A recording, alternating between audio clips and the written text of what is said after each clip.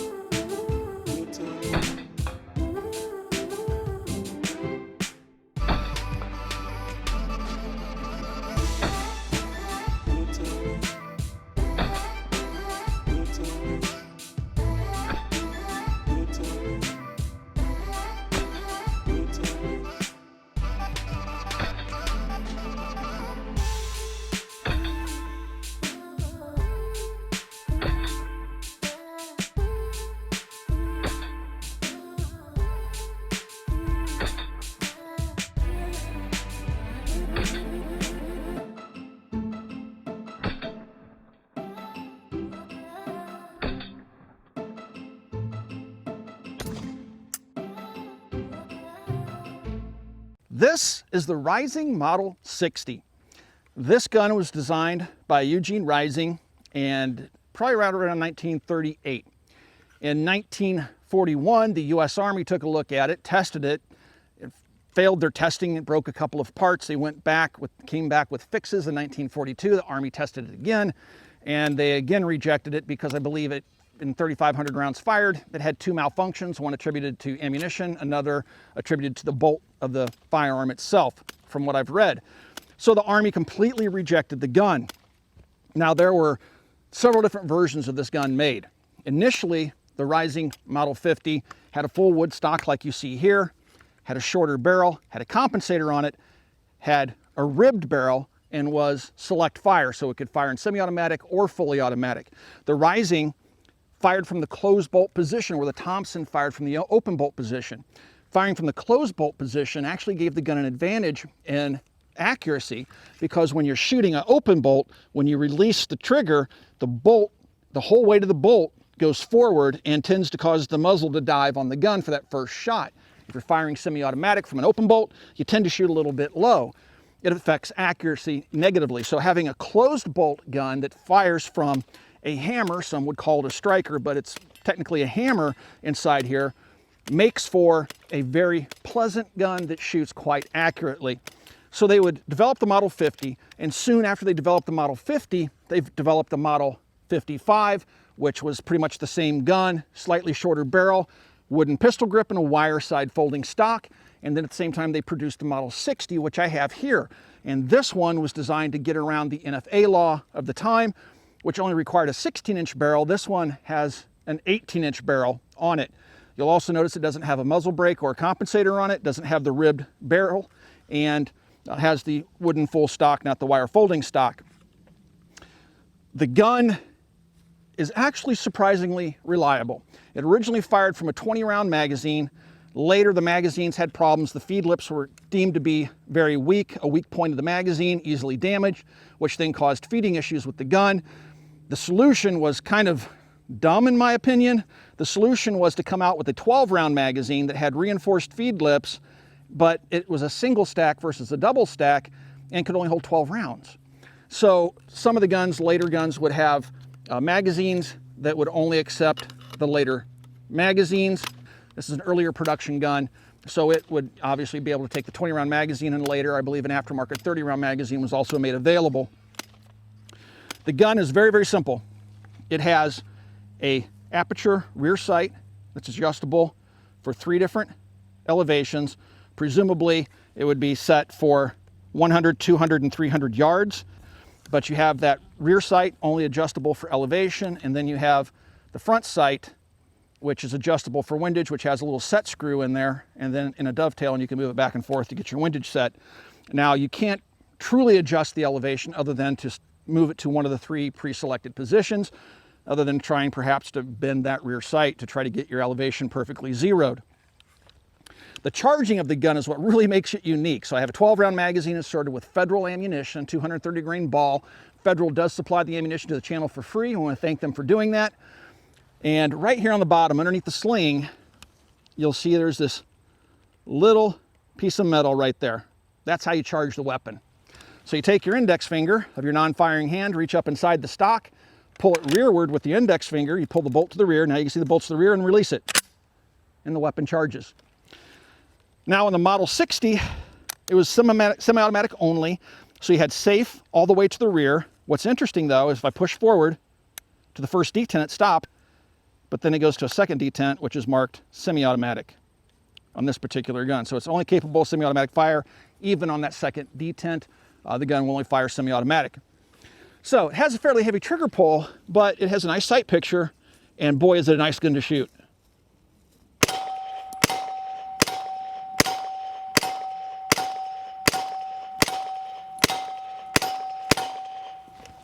Uh-oh, had a malfunction. With these old magazines, it's not uncommon. It's interesting to note. So here's your magazine release, and you would think that you would push on it to release the magazine, but that's not how you release it. To keep from having the magazine accidentally drop in the field, you actually have to push up on the magazine release like this with your thumb, push up on it, and draw the magazine out. And it jammed on the last round. Let's see if we can get that to fire. All right, so no last round bolt hold open, so when it's empty, that bolt will go home. You'll get a click, no bang, like this. So yeah, very, very cool gun. This semi-automatic version with the 18-inch barrel was marketed to security guards, police. The Navy adopted them, and the Marine Corps, we'll talk about that here in a few minutes, adopted them. But yeah, guns like this would have been used by, security guards in the rear, things like that, and definitely by police forces.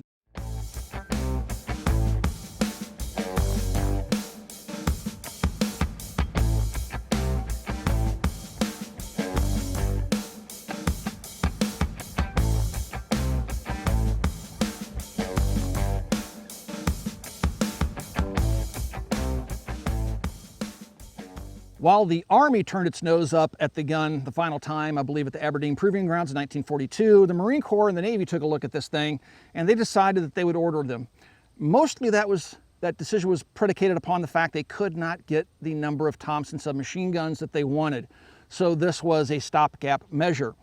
The Marine Corps wound up using them for a brief time, and their experience with the gun was not good. Once these guns got out into that volcanic ash of the Pacific Islands and stuff, it just didn't do well, primarily because the gun was not friendly for the grunt to clean in the field. So because it wasn't friendly to be cleaned, they simply didn't clean it. And then when grime and stuff got into it, the guns just stopped working. The Marines hated them, got rid of them, but the Navy continued to use them. I believe they stayed in service until right around 1953, but the Navy would use them for guard duty and things like that. The Coast Guard, I believe, may have even picked them up for use. And of course, then we also had the military, police that would wind up using these as well. So the gun wasn't all that loved by the Marine Corps, but again, it was used for that short period of time. Now let's getting back to the range capabilities of this little carbine. I'm gonna load up 5 rounds, and we're gonna try shooting at 220 yards, which is about 200 meters. Have 5 rounds loaded. It's pretty windy downrange. See if my Kentucky windage will get us on target down there.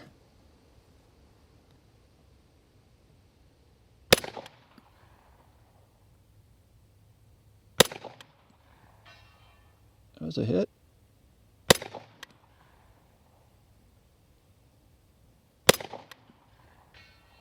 Another one.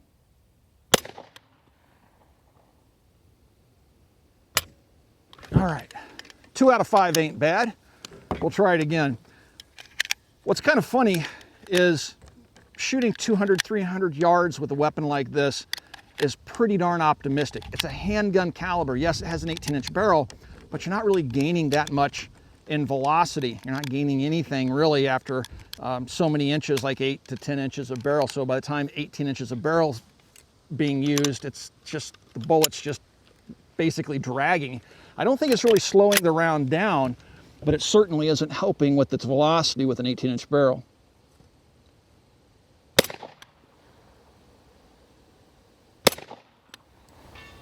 There's one. Another one. Another one. Another one. That's good. Wow. Unbelievable.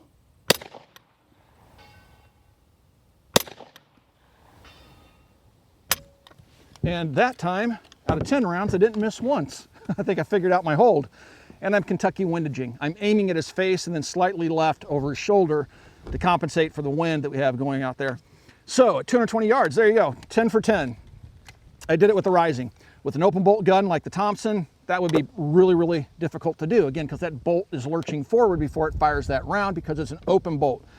The definite advantage this gun had going for it, cheap to manufacture, lightweight, balances well, decent sights, and yeah, closed bolt design.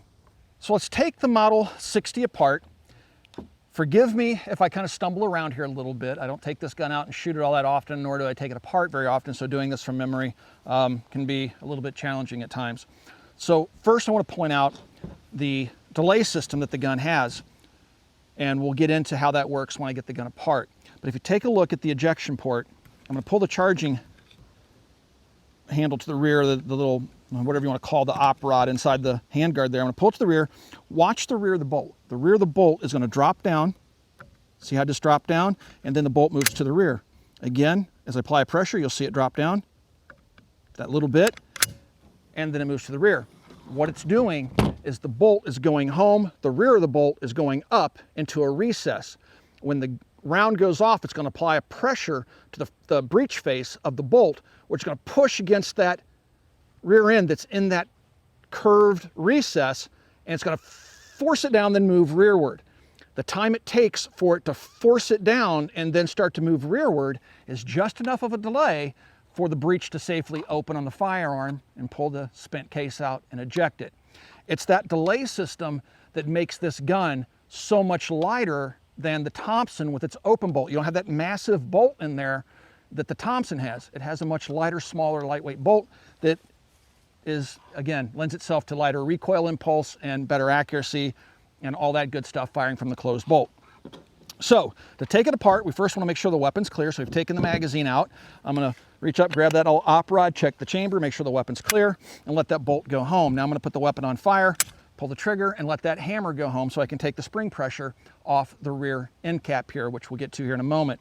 Now on the bottom we have a little knurled knob. It's only supposed to be hand tight. So you're going to grab that knob, turn it till it pops loose. It's captive, so it won't fall out. It's one of the few captive parts of the gun, surprisingly. And now the stock and the receiver will pull apart. That leaves you with this mechanism. Now you can see how the gun works. You can see how the op rod functions. You can see how the trigger works. You can see how the disconnector works. It's a very simple mechanism that is very easy to manufacture. You have stampings used throughout and a machined receiver that's just round for the most part with a fixed ejector in there and a simple barrel system. It's a very, very easy gun to manufacture. So let's go ahead and start the disassembly process. First, you have two pins back here that are holding your magazine well in place. These pins are tapered so they can only go in the hole one way, and the pins will only go in the hole that they're currently in. So I can't take this rear pin and put it in the front pinhole, nor vice versa. Talk about confusing. So not only the tapered can only go in one way, you have to keep track of which one's your front pin and which one's your rear pin. So I'm going to lay them like that so I know which one's my front pin and which one's my rear pin. And you can physically feel or see the taper so you'll know which way the taper goes. Once you have those out, you can lift the magazine well off the gun and set it aside. Now, what I'm going to do is pull the operating arm to the rear, and this is where it requires a tool. This is not something that the Marines would normally have in the field, but I'm going to pull the bolt to the rear. There is a hole in the spring, or I'm sorry, the rod that the spring rides on, that you can put a tool into that'll keep that spring compressed so the op rod can then move away from the receiver. Okay, now we're going to go ahead and I'm going to go ahead and release that hammer one more time. I'm going to now unscrew the rear end cap, and you'll hear it, the clicking of the detents. So there's a detent mechanism built in to the end cap that will keep it from unscrewing while in use. Okay, and then you can see the face there with the little detent holes. And then on the other side, you can see two little detents on either side of the receiver here. Now I'm going to take out the spring. That is what rides over this little guy there. Take out that spring. And now I'm going to pull the trigger, and then the hammer will fall out. And now I'm going to take the op rod off. And you can, in what order you do this, it can change somewhat. But I'm going to take the op rod off now by kind of twisting and moving it. And now the bolt is free to come out of the receiver. I just pull the trigger, and the bolt will drop right out. Now this is as far as you would need to go to field strip the gun. So here's that bolt, which is round, and this is that rounded surface that's going to engage with the cutout in the top of the receiver. So when the bolt goes home, the rear end's going to go up. I'm exaggerating how much just for visual effect. So it goes home, goes up into that recess, which is going to cause that delay. Now, this is the hammer. It's a linear hammer. You can call it a striker if you wish. But when the bolt is in the fired ready position, which would have the rear end up like this, you'll see the hammer can interact with the firing pin. If this is not in the recess and the bolt is flush or sitting perfectly parallel to the receiver, it can line up with the hole in the front of the hammer, and when the hammer goes home, it'll simply go around the firing pin and will not fire the weapon. So the gun cannot fire if the sear comes loose and this hammer falls, if that bolt is not up in its recess and ready for the fire in the firing position. So that's a safety mechanism built into the gun. Simple, yet relatively ingenious. So as you can see, very simple gun to produce, a lot of stampings from sheet metal, very low cost. These things could be cranked out by H&R, Harrington and Richardson, very, very quickly. To put it back together, you just reverse the process. Now, because the bolt is round, this does have a fixed ejector in it. You have a slot that the ejector rides in, which will also prevent the bolt from rotating in the receiver. On the outside of the bolt, you can see a screw holding the extractor in place. So now I'm going to put the bolt in. Now this can take a few attempts because you have to line it up with the ejector. It's not the easiest thing in the world. You have to pull the trigger to get the sear out of the way, push the bolt in, and try to get it to line up with that ejector. Sometimes you'll get lucky and sometimes it just takes a little bit of fidgeting. And again, this just goes to how difficult this weapon would be to maintain in the field. Because right now I got that bolt rotated quite a ways there.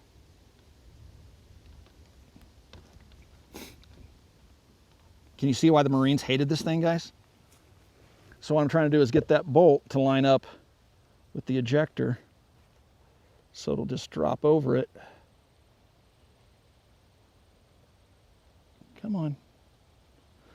Sometimes it helps to put a little spring pressure on it. I'm going to go ahead and put the hammer in there. And there I go. That little extra weight helped it go home. So now it's lined up with the ejector, and I've just put the hammer in there. Again, I'll show you guys how that hammer goes in. Leave that bolt home. Got to pull the trigger. And so now I'm going to put the hammer back in. It goes facing this way. On the back end, it has a cup, and that cup is for the spring to ride in. Okay? Now this is the exact same geometry all the way around, so it doesn't matter how it goes in. Put that in, pull the trigger, get it past the sear, and push it home. Now you can take your end cap, your spring guide, put the spring around the spring guide, and go ahead and screw that end cap on. And again, just under spring pressure and hand tight. It's slotted for a flat-headed tool in case it gets stuck for some reason, but there's no reason to over-tighten it. Okay, now that's back in place. Now I can take the op rod, slide it in, and now push back on the bolt. Now this spring is really, really soft, so the op rod spring also contributes to the recoil spring. This spring also, not just pushes this charging system home, but the spring also plays a role in the spring pressure holding the bolt forward, and it's part of the recoil system. So there's a little dimple on the face. You have to line it up. Get that little dimple in its proper position. Then pull this rearward, remove the tool, and now the action of the gun's back together. Can you guys see why the Marines hated this thing and didn't clean it in the field? So now you can see how the operation of the gun works again. All right, now we're going to put the magazine well on. Make sure that this is in the rear, the magazine catch. Slide that over. Grab your pins, make sure they're lined up and you have the right pin for the right hole and the taper facing the right direction. And now you can hold this inverted, put your stock back on, just drop right into place, and then hand tighten this takedown screw.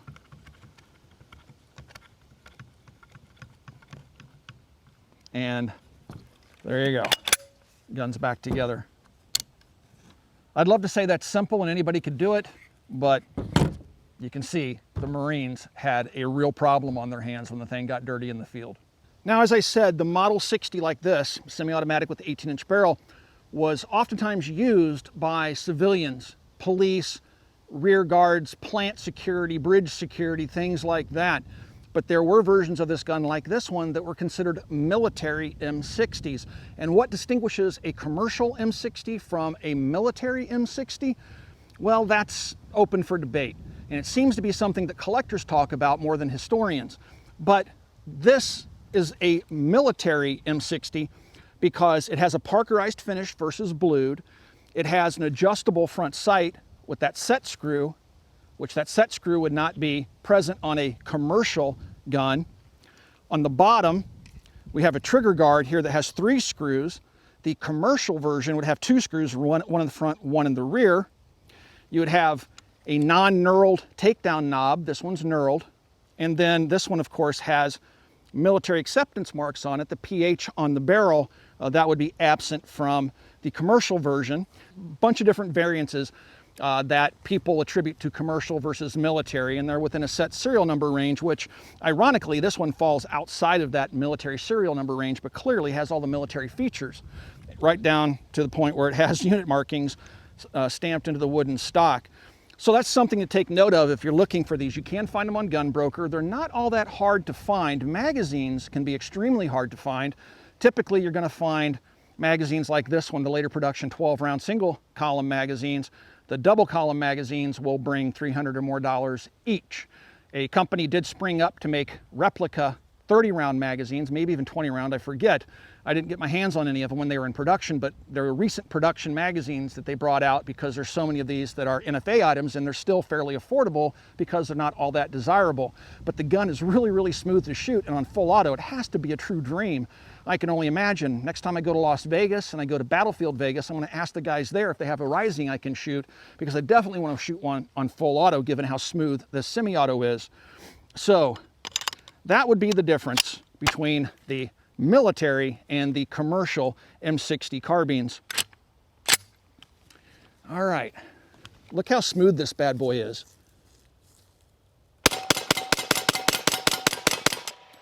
I mean, just so silky smooth for the 12 rounds that I have. I wish I did have a 20-rounder to try, but again, the 20-rounders tend to be problematic, so I hear. I don't know because I've never had a 20-rounder for my gun. I hope you guys enjoyed today's video about the Rising Model 60 semi-automatic 45 ACP carbine. And also I wanted to note that there is actually a Model 65, which is a 22 training rifle that H&R also made. And ironically, Jason has one of those. He didn't bring it out for today's video, but when it was given to him as a child, he was told it was a training rifle for an actual military service rifle, and he didn't know what it was in terms of an actual military rifle. He thought his grandfather was kind of pulling his leg until we brought this out of the safe to shoot the video. And then he's like, oh my gosh, dude, that's the gun my grandfather gave me in 22, and that's the gun it's a training rifle for. And yes, it is. It's the Model 65. So again, I hope you enjoyed today's video. If you'd like to see more videos like this, guys, we are supported by you, our viewing audience. So you can support us by going to the link in the video description below and to Patreon. And you join our Patreon family, and that supports us so we can continue to bring you content like this and the other types of content that we also produce here on the Military Arms channel. Also, please swing by and check out coppercustom.com. All right, guys, thank you for 12 years of support, and we will talk to you guys soon.